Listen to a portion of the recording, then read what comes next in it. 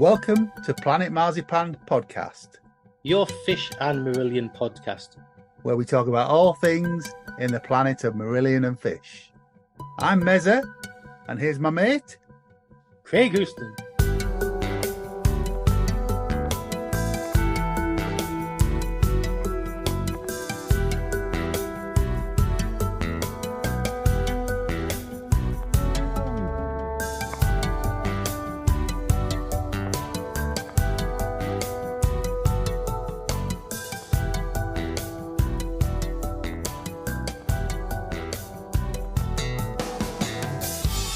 Hello and welcome to Planet Marzipan. I'm Mezza. I'm here with my good friend, Craig. And it's another one of our Planet Marzipan Meets episodes. So we are pleased to welcome to the podcast Egbert Derix. Welcome, Hi. Egbert. Hello. Hey. How are Hi. you? Hello. I'm fine, thanks. Good. Well, thanks for joining us. This one's been a long time coming because It we've has. been We've trying to been- get this together since about, was it last summer, last year, something? Yeah, around that time I think I was in England, but we couldn't. I thought then I could come on location, Yes. but I was in Winchester, but that's not in your Not neighborhood. in our then? neck of the woods. Not no. really our neck of the No. woods. No. Yeah. Very nice, though. I understand Winchester. Yeah, And even since then, you've had another new album out as well. I have a couple of new albums out. Yeah, Yeah. I made last year. I made I think 3 albums. Wow. Very prolific. That's definitely very prolific. Yeah. Well, Egbert's here in his capacity as composer, musician, arranger, Orchestrator, yeah, orchestrator, with some of our heroes. But how long have you been playing music to this sort of degree, Egbert? I started. I'm 55 now. I was born in 1969. Yeah. In the Netherlands, and I started taking piano lessons when I was 15. Before that, I did a bit of electric guitar. Also did some, how do you call it, noodling around on the piano, but didn't have Yeah. training or so. And then when I was 15, I decided, well, I always wanted to be a professional soccer player or a veterinarian. Oh, wow. I wanted Okay. to, I wanted to be, Very different, those two. Yeah. I wanted to be James Harriet. Yeah. But then, well, I've always been a music lover. But when I started playing the piano myself, playing music myself, I immediately knew this is the road, this is my path. So then I took piano lessons when I was 15. And then when I was 18, I only had 3 years of piano lessons. Then I was admitted to the conservatory in Maastricht in the Netherlands. And there I studied jazz piano and classical piano and theory and, well, really a formal training. And Yeah. I was there for 5 years. And in those 5 years, I went a couple of times to New York, also for music education. And I started recording with my own band and did all kinds of stuff. Okay. And you've got a link to Marillion, which is obviously why we're talking to you. When did you first become aware of Marillion? Became aware of Marillion, I think, like a lot of people my age, especially in the Netherlands, I think, through Misplaced Childhood. I heard and saw, especially I saw the clip of the video clip, music video of Kaylee, Yeah. and I saw Mark Kelly behind that pile of analog synths. He's big And, wig. Yeah, and then immediately I thought that's what I want to do also. Yeah. And it's a funny story when I wrote Mark Kelly a fan letter in 1985 after buying Misplaced Childhood, and but I sent it to an address, I think EMI or something, Yeah. because I didn't have an actual address. And 4 years later, that letter was returned to sender. Oh. Um, but of course, it wasn't just seeing Mark behind those pile of analog synths. It was also the how do you say it? There was a Marillion for me.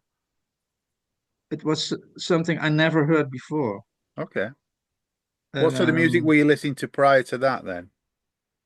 I was totally into British ska music and still Okay. am. Yeah. Madness, The Beat, The Specials, Bad Manners, The Selector. Yeah. But I was also already listening to a lot of jazz music, Herbie Hancock, Chick Corea, Yeah. Bill Evans, and listening to classical music, listening to a lot of Billy Joel. Mm-hmm. Oh, we Hero love the of Billy ours. Joel. We're both fans of Billy Joel. Yeah. Big fans Billy of Billy Joel. Joel. Yeah. Billy Joel, Randy Newman, James Taylor, Yeah. but also Eagles. And I'm a huge Supertramp fan. I Yeah. love Supertramp. I was watching the 83 final show with Rick With and Roger Roger. Hodgson in Yeah, I Munich. was watching that today, weirdly. Oh, that's great. Yeah. And I played with John Helliwell. I played with Yes, he's on the Supertramp's, album that I'm probably going to focus sex. in on, isn't it? Yeah. Yeah. And also, you've got a big running joke with Lucy, haven't you, about Supertramp being either prog or not prog? I have, yes. Yes. We all know that they're prog, but Lucy denies that. Yeah. Well, I think Supertramp is the perfect, how do you say it? The perfect symbiosis between pop music and prog music. Yeah. And I think Roger Hodgson is really kind of a pop vocalist, but a lot of songs are really epic. Yeah. And Rick Davis has got more of a blues sort of angle, hasn't he? yeah, sure, yeah. Rick Davis was a big influence on me, on my playing. Yeah. My keyboard playing. Also Billy Joel, also. Yeah. And I've been listening to Supertramp, I think, since I was 10 years old. Wow. And I never got to see him with Roger Hodgson. No, And, I've never seen him. I've seen Roger Hodgson on his own, but I never saw the band yeah. together. It's a Yeah, shame I've seen the band. Yeah, I've seen the band a couple of times without Roger. Yeah. Also because I started playing with John Helliwell in, I think, 2012. Yes. And which is a really funny story because I'm a huge Supertramp fan, and then I'll get back to Marillion in It's okay. in a second. No rush. I'm fine. But Egbert, it's your episode, so go wherever you want. yeah. But I heard Crime of the Century, which is one of my favorite Supertramp albums. Yeah. And I remember that when I was 12 years old, I got the live album Paris. Lovely. And I was listening to that in my bedroom, and you have this announcement of John Helliwell where he says something like "Bonsoir Paris," and welcome to an evening with Supertramp. And then I had a kind of a vision. I envisioned myself with John Helliwell playing the Logical Song with me at the piano, and I didn't play piano at the time, in a pub just here a couple of streets away. So I was 12 then. Wow. And then years later, around 2010, so that is really quite some time later, I was touring in England. Well, not in England. Well, in England also, but also in the UK, also in Wales and Scotland with Ian Matthews. Yeah. And he's one of the co-founders of Fairport Convention. Mm-hmm. And I had a duo with him for a long time. And I wrote the music, he wrote the lyrics, and we toured also in the States and in Europe. And because we were playing in the UK, there was on some of the local stations, they did a kind of a special. Yeah. Not only about the music Ian and I made, but also they also played some of my jazz stuff. I had a band called the Searing Quartet, which features a saxophone player, Peter Hermsdorf, and I also had a duo with the lead saxophone player of the Metropole Orchestra. I don't know if you know the Metropole Orchestra in the Netherlands. I'm aware of it. Yeah, yeah. Yeah, and they do all kinds of projects. And I made an album with the lead saxophone player called Leo Jansen. But so they played a couple of my tracks on some station, some local radio station in the UK. And when I got home, when I was back in the Netherlands, I got an email from somebody called John Helliwell who wanted to order a couple of my albums. Wow. And I thought somebody's joking, somebody's making fun of me. This cannot. So I sent him an email back. I said, "Are you the John Helliwell from Supertramp?" And he said, "Yeah, do you know Supertramp?" He said, "Yeah, I know Supertramp. Been a fan since I was 12." So I sent him the CDs, and then he mailed me. Well, I'm in Amsterdam next week. And he was there because a friend of him was conducting a classical orchestra in Amsterdam. So he said, if you come to Amsterdam, I'll get you put you on the guest list, and we can have dinner or something and talk. So yeah, being a huge Supertramp fan, I went to Amsterdam and met John, and John said to me, "Yeah, I really like your playing and the way you write for saxophone. So, what do you think? Would you be up for playing together?" And that was the year that Supertramp played a tour. They had an album out. I think it was the last tour they did. Not with Slow Hudson, of Motion was the course. last album, I believe. Yeah, you have some things around about 2010, some things never change. Yes, yeah. And then you have what's Slow Motion. Slow Motion's the very last one, yeah. Yeah, that was the tour. But it was a kind of a jubileum tour, I think. But then I met John put me on the guest list for the Supertramp gig. Wow. At the Gelredome in Arnhem, so I went there. And he said, "I would love to do something together." And then I do you have a venue where we can play? And I said, "Yeah, there's a venue a couple of streets from my house where I would love to play with you." You manifested it. Yeah, exactly. So he said, "I'm up for that." So he came from, and we did a couple of. I arranged a couple of other dates, but he came from. He lives in, I think, somewhere in Lincolnshire, I think. Okay. And he came. I arranged the how do you say it? The fly, the ticket. He didn't want any money. He just wanted to play. Wow. And we played the Logical song. Oh, excellent. Brilliant. Yeah. Wow. And I composed a piece for him because I always wanted to play Fool's Overture. So what I did was I composed a piece. I dedicated to John. I called it Mood Piece for John Anthony. But I put the whole saxophone part of Fool's Overture in that song. So we played that also, and we also played the song From Now On. Oh man! And then we played a couple of my jazz tunes. So that and we did that. Well, I think the band was called the Helliwell Derix Quartet, and we played. I think 4 years in a row we did a tour. Fantastic. So that was must great. be brilliant. Play with your idol. Well, speaking of which, I mean that you recorded that song for John Anthony on the Peyton's in the Minor Lila, wasn't it? Yeah.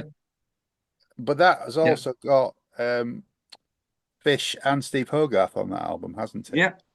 Yeah. And it's got your interpretations of Marillion songs as well. Yeah.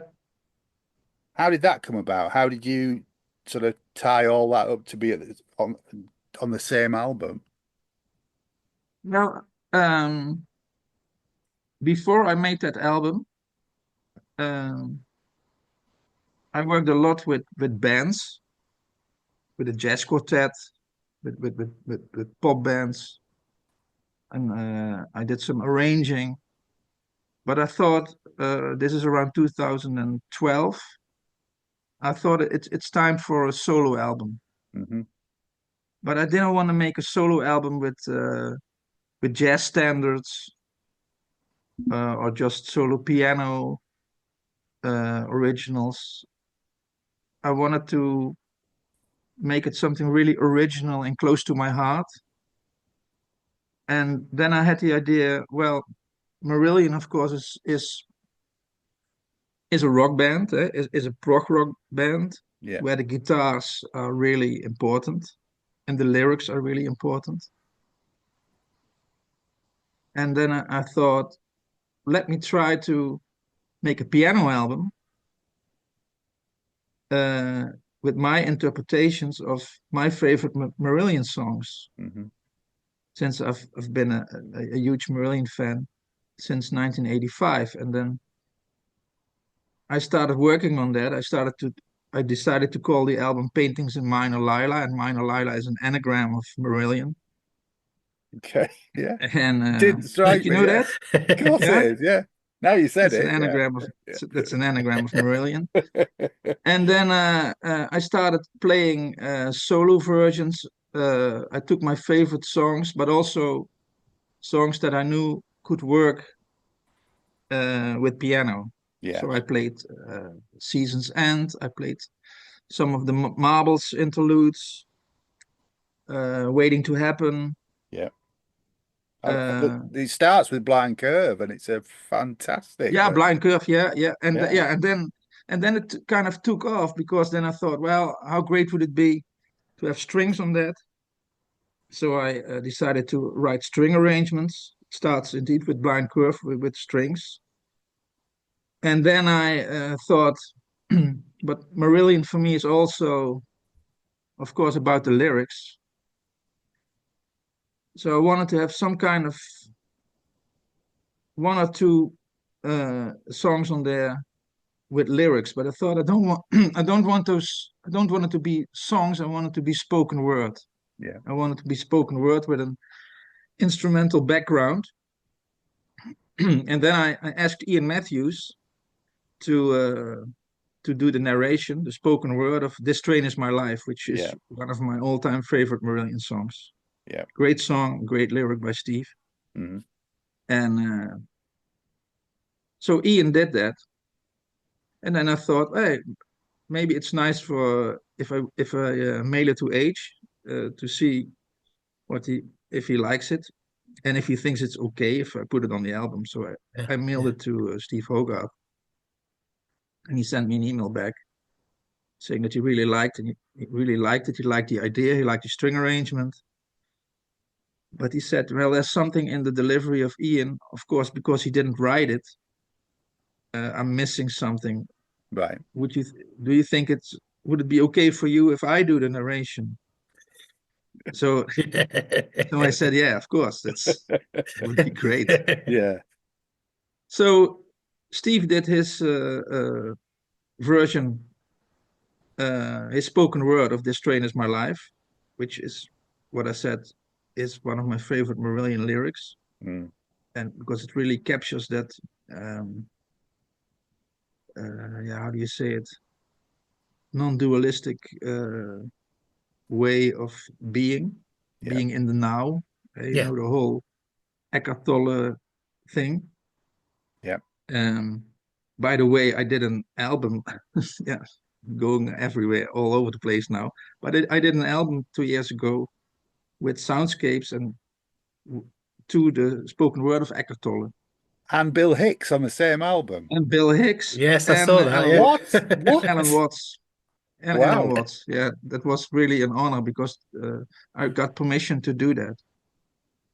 I got permission from the how do you say it? The relatives of The Alan Watts to do estate. that. Yeah. Yeah. Yeah. Yeah, so that was great. Um, so I had this version, I had this string version with Steve Hogarth on it. And then I thought, well, the next step, of course, is to ask Fish to do the same thing with another favorite of mine. That's Pseudo Silky Mono. Yeah. And a couple of people said to me, he's never going to do it.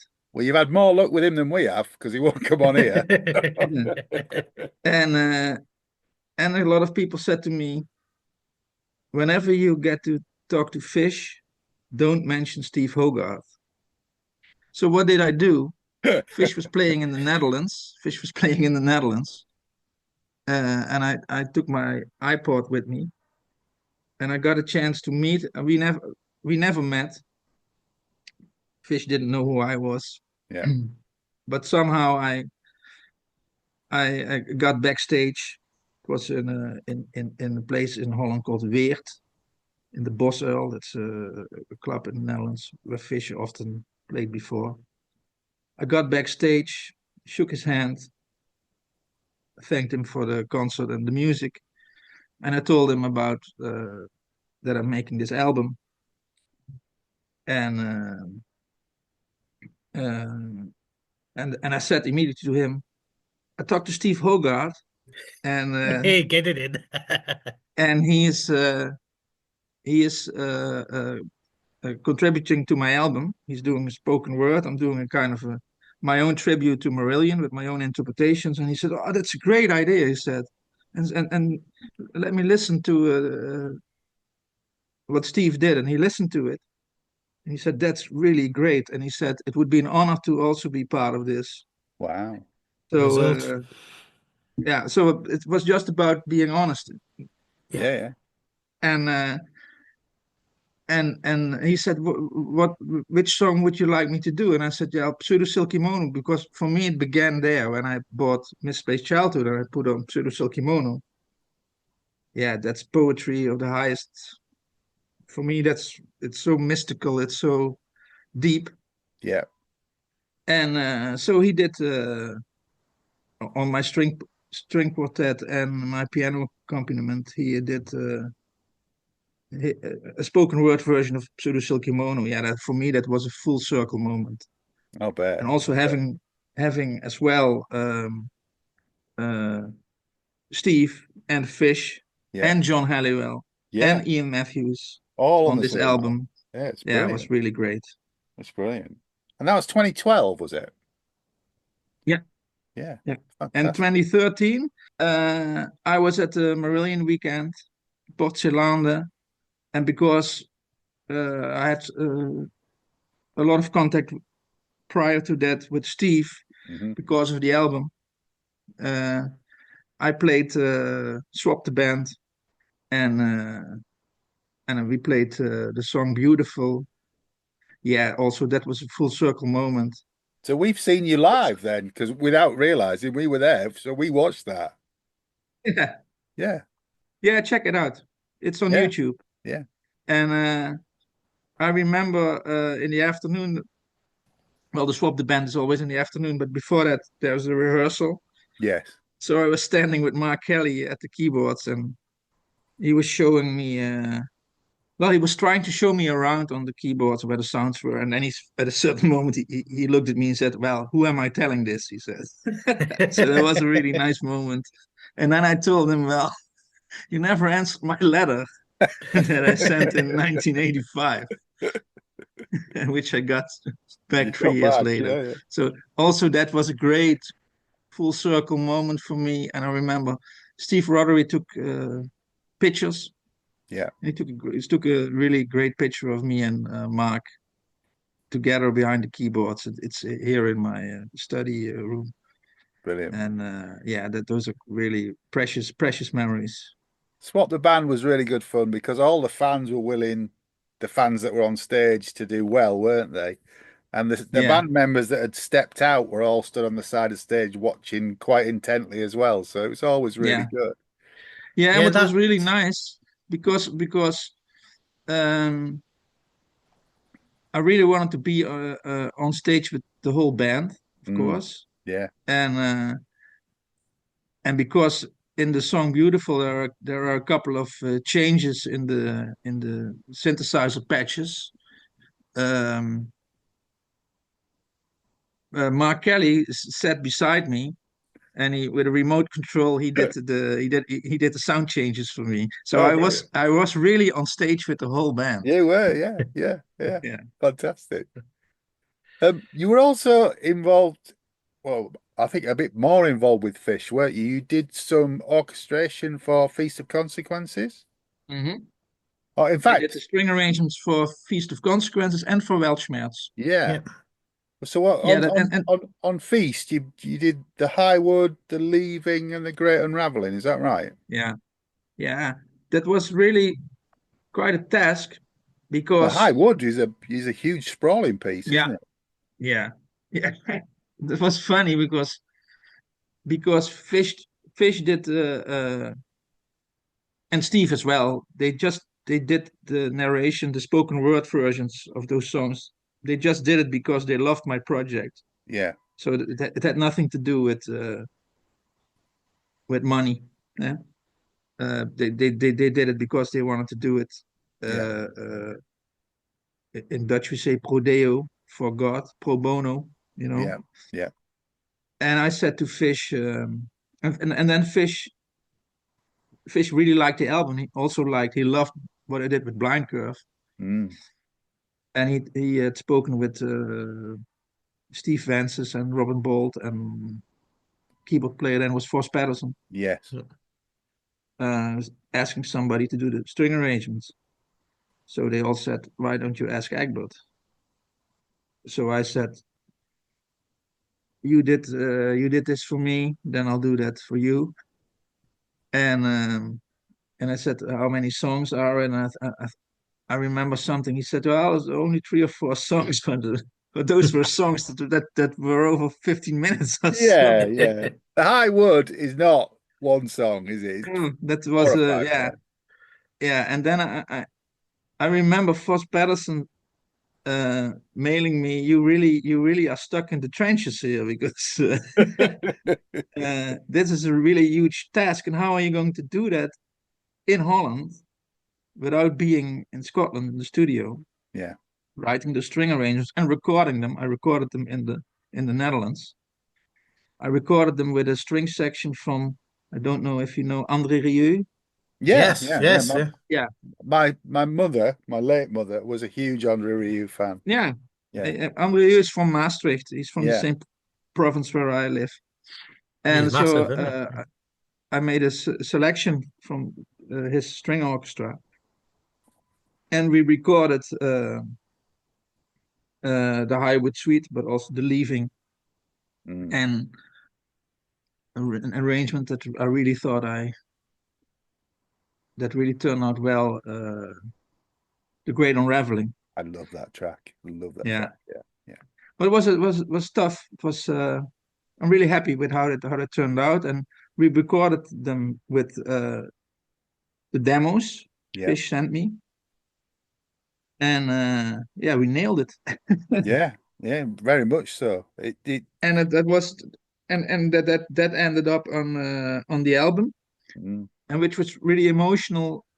Now during the last tour, those backing tracks of my string arrangements uh, could be heard live in the, well, well, they played to my backing tracks. yeah. Well, we saw that. We saw it 5 times, and 2 of those were the set with Highwood in. So Yeah, we saw it It in was we saw it in Utrecht. Utrecht actually. Carol to Yeah, I've Utrecht. been I was at both the Utrecht gigs at Yeah, Tivoli, yeah, Vredenburg, and then the very last gig he did in the Netherlands was in Maastricht. yeah, So I went there, and I was standing. I thought this is my last Fish concert because I couldn't come to Scotland. So I was standing almost front row, and then just before he played a Highwood, he looked at me and he said, "Please turn on the lights." He asked the technician, "Egbert, is that you?" And then no, wow. everyone was silent. And I said, "Yeah, it's me." Oh, it's great. People, hey, this is Egbert. Hey, Steve, Robin, this is Egbert. So that was my last fish con, and it was really emotional, really an emotional moment for me I'll bet. because suddenly I was 15 years old again. And I thought, I'm going to now, this is my last fish concert. And who could have imagined standing at a fish concert and he would say between two songs, "Hey, Egbert, is that you?" And then he said, he arranged the Highwood Suite, and this is what we're going to play now. And Yeah. yeah, I was really, that felt like a present. Yeah, I'll bet. And then afterwards, when they played the last song, he walked up to the front of the stage and he pointed at me and he said, "Come backstage." So after the concert, I met him again and I met the band. Yeah. And after, yeah, I did the string arrangement for Feast of Consequences, and then it was almost logical that I would do the strings also for Welschmertz, which Well, was yeah, also a big. presumably you did it for because it's Little Man What Now and Waverley Steps, but you did Yeah. it on the Parley with Angels, didn't you? So you did it on the EP before that. Yeah. Yeah. So what would Yeah. that have been about 2018, wasn't it? 2018? Yeah. Yeah. It was right Yeah. before the pandemic. Yeah, yeah, And I remember 2018.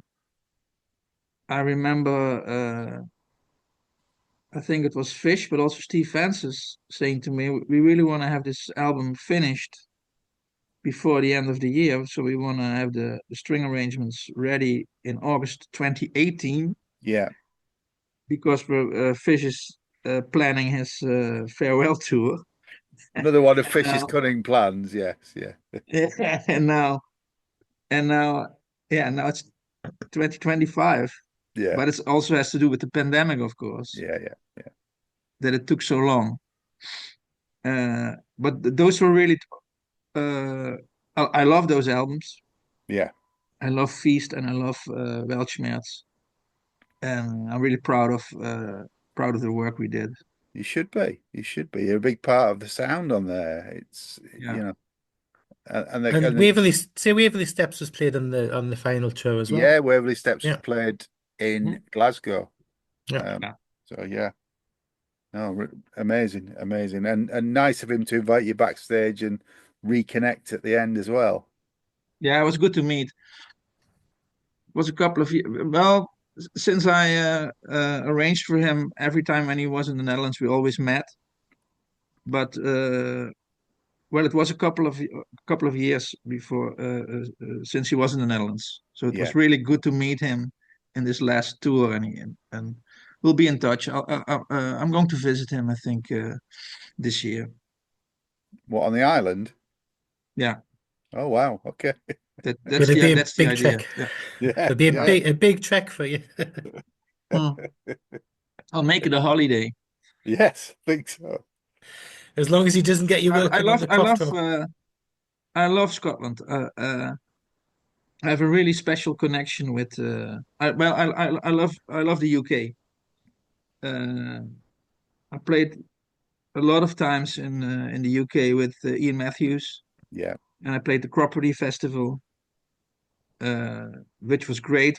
Because the year I played the Cropperty Festival with Ian Matthews, Fish also played there. Yeah. He did Farewell to Childhood, and so I had a great time. We were at the same hotel, and we had a lot of fun. Yeah. You And can't tell us about that, can you know? what happens in Cropperty stays in Cropperty, you know. Absolutely. Yeah. It was all no, it was all okay. But the nice thing was when I played Cropperty with Ian Matthews, Steve Hogarth was also there. Mm. With Trevor So Horn. so I met Hogarth and Fish, and I still say to people, I should have made a selfie of us You should. three talking Should together. have done. But You on the should. but on the other hand, I'd rather be in the moment than thinking about Yeah. selfies. Yeah. Yeah. Yeah. Yeah. Well, I mean, your website, you're a very prolific musician, Egbert. You know, you've got a lot of albums on your website, Yeah. and you just put another solo piano album out this year. Is that correct? Yeah. Yeah. What's that one called? Namaskar, Okay. which Can you tell is us a which little bit is about that? which is Namaste, which is Sanskrit. Is it the right word? Sanskrit Yeah, for yeah, yeah. yeah, it's kind of a uh, Buddhistic uh, term, which means I honor the light in you and in me, which is the same light.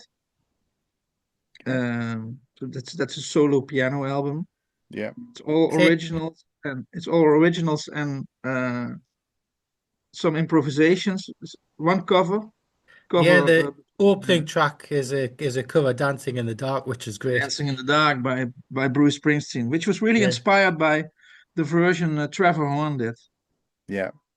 Trevor Horn made a great album where he did a lot of reinventing the 80s, I think it's Yeah. called. Reimagines Yes, the yeah. 80s. Yeah. Yeah, Yeah. exactly. And Yeah. it was for me it was mind blowing what he did with also with "Take on Me" by Aha.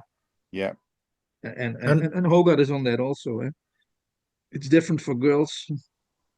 He sings the Joe Jackson Yeah. song, Yeah. yeah. and he Yeah. sings the He sings Drive on the most recent Drive. Yeah, yeah, album. Yeah. Yeah. yeah. Yeah. And I really love what Trevor Horn did, taking such a iconic piece that everyone knows. When you're in, either you're into Bruce Springsteen or not, it has nothing to do with it. Everybody knows "Dancing in the Dark." Yeah. Yeah. Yeah. So, and I love that version they did, and so I thought, let's try to make a kind of solo piano version of that also. So that's on the latest album, and Yeah. before that, I made an album with synthesizer soundscapes. It's called "Being Time." Yeah. Yeah, I And was that I was was listening to that. I was listening to that yesterday, and it's got quite a yeah, spacey kind of ethereal feel to it. It's cool. yeah. Oh, thanks, thanks. Yeah, it was really that was inspired by. I saw an interview. Rick Beato. Yes. Yes. Yes. Yeah, Rick Beato did an interview with Steven Wilson, and they talked about Tangerine Dream, Yeah. which is a German synth band Mm. started in the 70s. And Tangerine Dream made an album called Zeit, which means time. Yeah. And Steven Wilson said about that album, nothing happens on that album, but when you put the album on, and Steven Wilson said, I do it once a month, the room where you are in changes.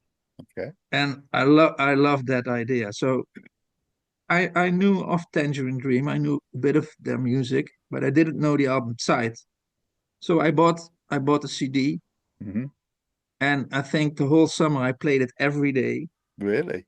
It's And is he really right? Does ambient. I've not heard the album. Does nothing happen? It's ambient. It are songs. Well, not songs. Ambience, 20 minutes, and then a new track starts, and I'm really into analog synthesizers. Yeah.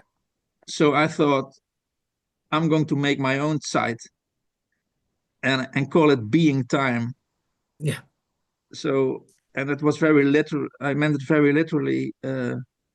Really improvising in the moment, no overdubs, everything in real time. The whole Right. album "Being Time," everything is only two hands, one synthesizer. Well, "Being Time." Mm. Yeah. I thought it was the perfect title for what I did. It was uh, kind of a niche, of course, Yeah. Yeah. uh, but I love that kind of music.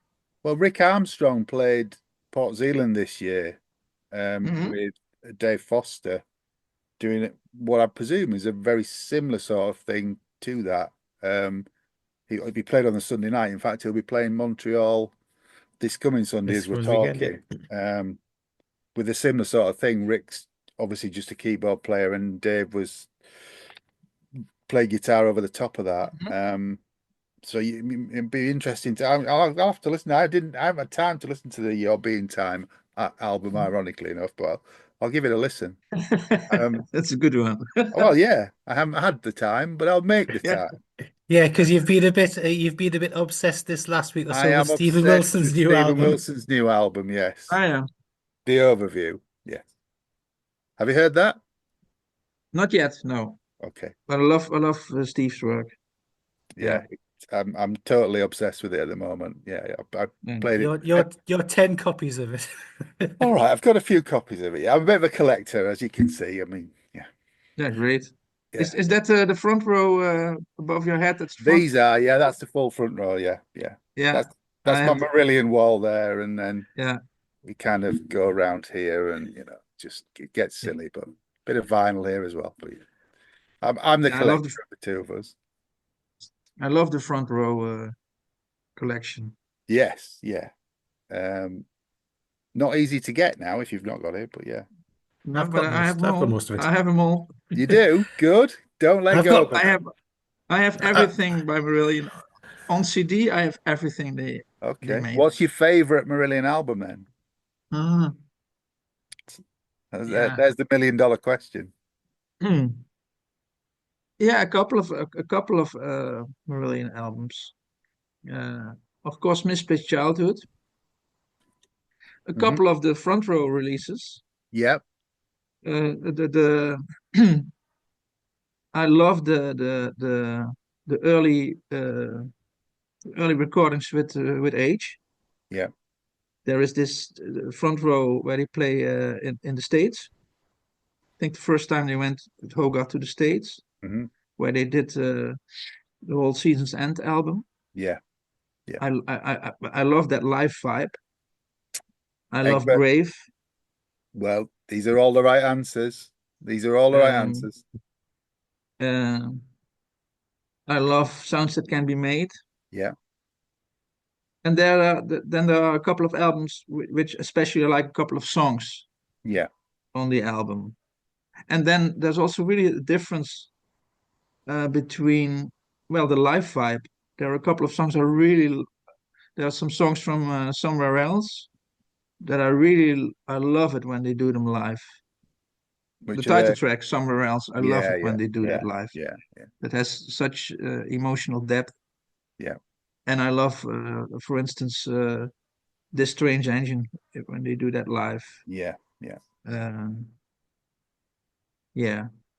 And what about Fish? Do you have any particular, apart from the tracks that obviously you've orchestrated, do you have any particular favorite Fish albums? Yeah, Vigil. Yeah. Vigil is a favorite, and then 13 Star. Yeah, I think that's one of my favorites that Fish did. Well, of course, I have Suits, Sunsets and Para. I have Empire, what is it? Sunsets and Empire. Yeah. But before, also individual tracks. I love Goldfish and Clowns. Yeah. That's one of my favorite Fish songs. So have you had any thoughts about reinterpreting any more of the songs at all? I had thoughts about it. To do a tribute to the big man now he's retired. Maybe, yeah.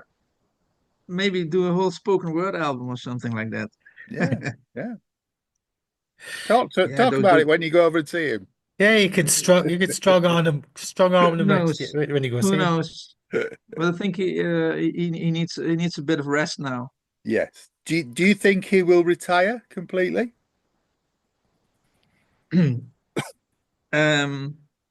I think he will never do the band thing again. Yeah.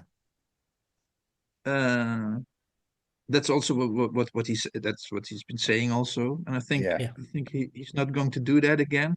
What I think, and that's also kind of a manifesting thing. What I think is that he will write his biography. Yeah. And that he will come to Europe and do for small audiences questions and answers, Q&A. Yeah. With a journalist who will talk about the biography, and there's a chance for the fans, the public, to ask him some questions. And then he and I will do a couple of songs together. Yeah, that'd be cool. See if you can persuade him for some spoken word on top of some of your music. It'd be spot on, man. It has to be his idea. Yeah, of course. I'm But sure it's you can out there guide it in now. that direction. It's out there now. It's and I Yeah, put it in the universe. So, yeah. but I What do would you? love to do that with Steve also. But Steve is a great piano player. So Yeah.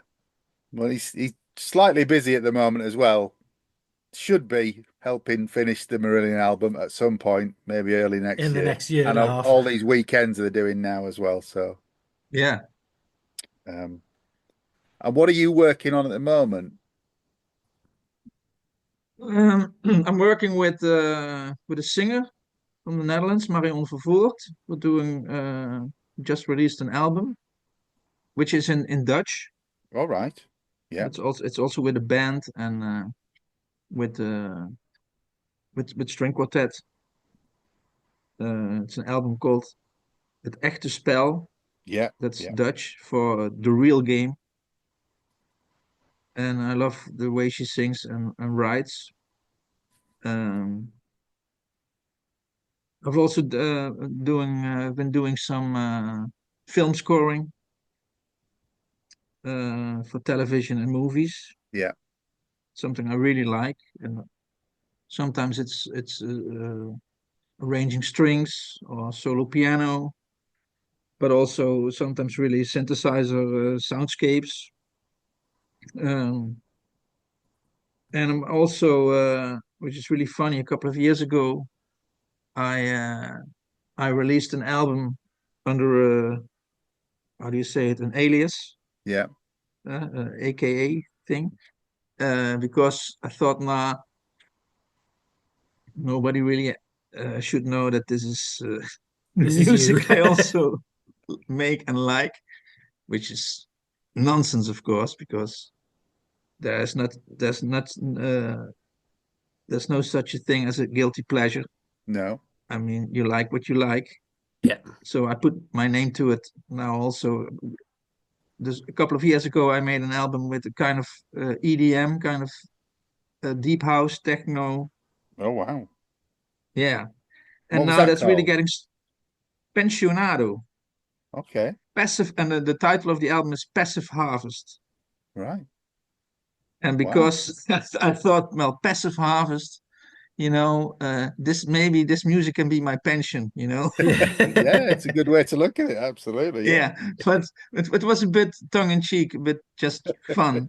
But now really it's getting really some attention. It's on Is on, it? on on some EDM charts and it's played in Ibiza in clubs. Oh, excellent. So I'm really, yeah, this is really fun.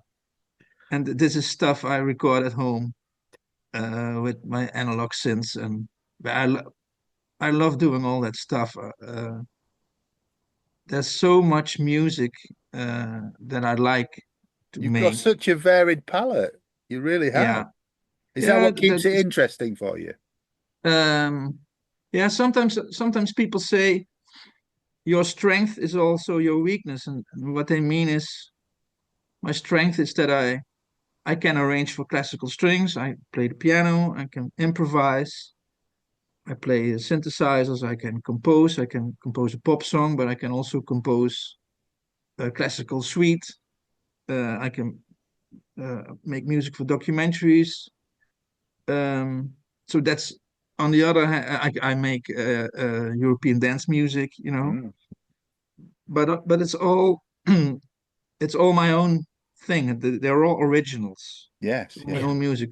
So you can see that as a strength, but some people also say it's also a weakness because people cannot pinpoint you. People cannot say, One of my Egbert, favorite artists is Joe Jackson, and Joe yeah, Jackson does everything he can to shake the audience off. He'll yeah, make left turns, and he'll just done a vaudeville album last year, for example, just yeah. all over the place. A classical album, and I get the impression that you're very similar with it, with what you have in your catalog.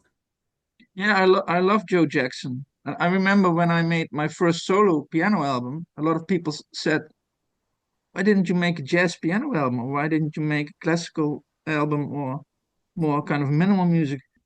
How the hell did you come up with the idea of playing Marillion music, and Yeah, making yeah, that your debut?" because I said, because Marillion is close to my heart, and I want to make music that is close to my heart. Yeah. And I don't care what people think about that. And I remember a quote by Salinger, the writer who wrote Catcher in the Rye, Yeah. and he said he said something in an artist should strive for perfection, but only on his own terms. Yeah. And there's also a good quote by Keith Jarrett, a great piano player, I think one of the greatest piano players, and he said, I think that a truly valuable artist must realize the impossibility of his task and then continues to do it. Yeah. I love those kind of quotes. Yeah. That's the way I want to be in the music.